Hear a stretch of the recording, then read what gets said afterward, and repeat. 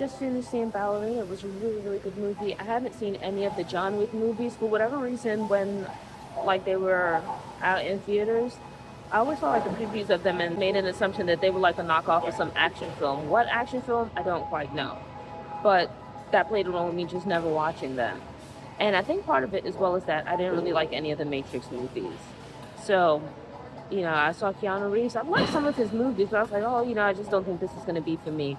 But I saw it as a preview when I came to see another movie. And I was like, okay, well, this looks kind of interesting. It's an action movie, which I love.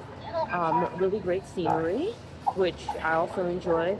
And coming to see the movie, I actually really enjoyed it. You have a female lead, not very familiar with the actress, but she does a great job here.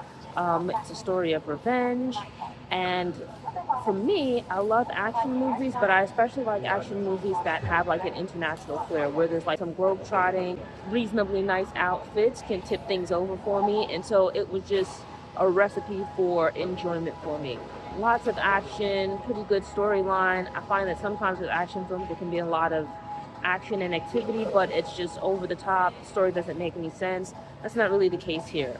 You certainly do have a lot of explosions. There certainly is a lot of action. There's a lot going on here, but it was actually very, very enjoyable. For the first time ever was that like the power went out. I thought like it was just like, man, like this Dolby experience is really incredible, because I was like here in the rain and I thought it was the movie, but it was actually the rain outside.